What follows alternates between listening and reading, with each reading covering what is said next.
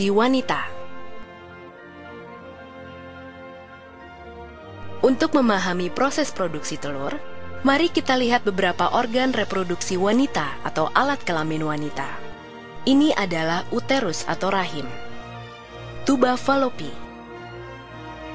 ovarium atau indung telur, vagina atau mulut rahim. Mari kita perbesar ovarium untuk melihat perkembangan telur. Kita bisa melihat dalam ovarium di sebelah kiri, gambar berwarna ungu adalah sel telur yang sedang berkembang. Semenjak dilahirkan, seluruh sel telur yang dimiliki wanita tersimpan di dalam ovarium dalam keadaan tak berkembang.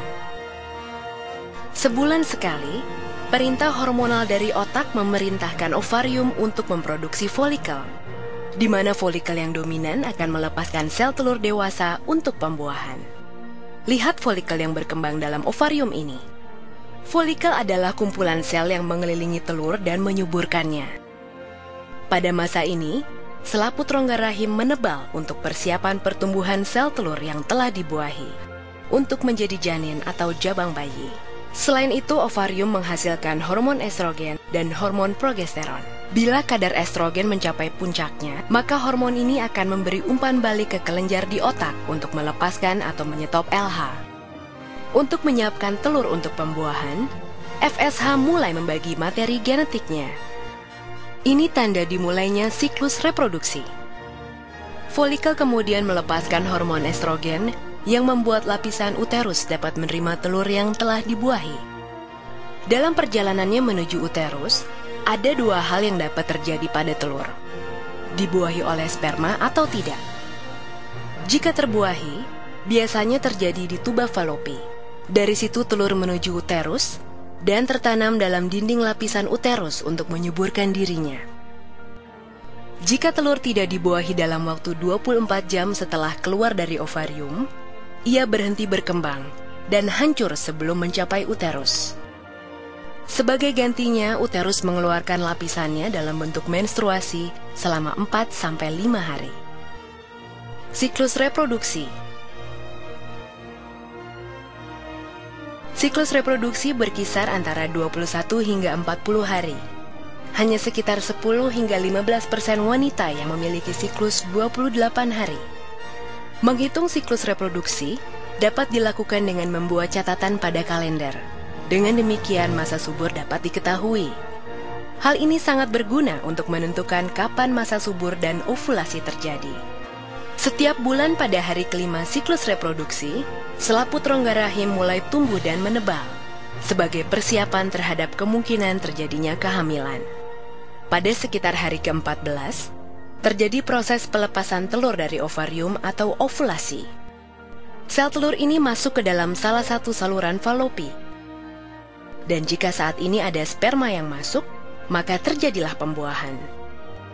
Jika terjadi pembuahan, sel telur yang telah dibuahi akan masuk ke rahim dan tumbuh menjadi janin.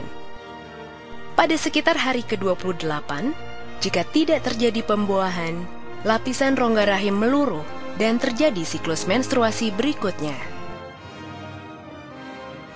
Pembuahan.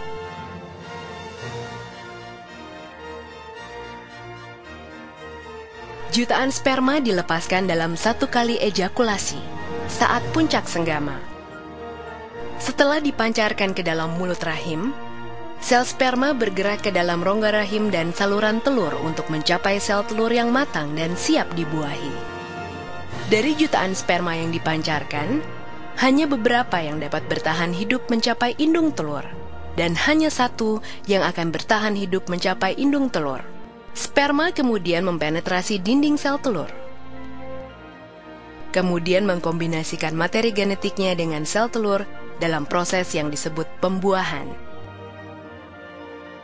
Kehamilan. 3 bulan pertama kehamilan terjadi selama 14 minggu dari 40 minggu masa kehamilan. Pada masa ini wanita mengalami berbagai perubahan emosi yang dikarenakan perubahan hormon pada tubuhnya.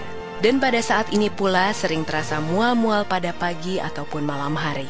Pada minggu pertama, hampir seluruh organ internal janin telah terbentuk.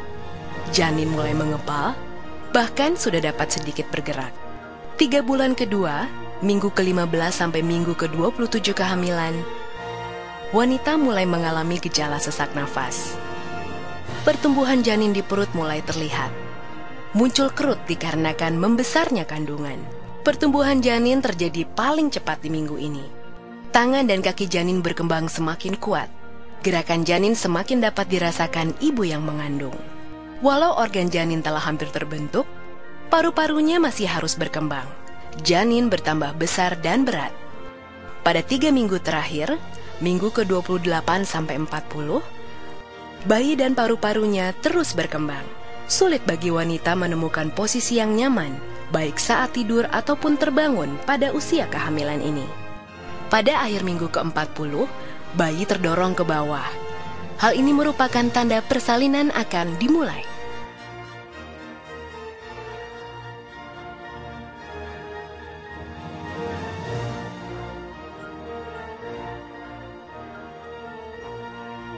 Kelahiran.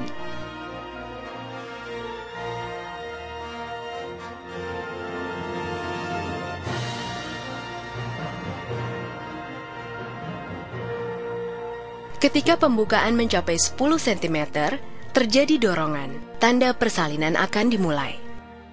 Bayi memulai perjalanan melalui saluran rahim. Saat kepala bayi mulai berputar, ia dapat saja terluka ketika menuju ke bawah saluran rahim yang sempit pembukaannya. Tulang kepala bayi memiliki ruang yang bernama fontanel, yang membuat kepala bayi memanjang dan cukup untuk keluar melalui saluran rahim.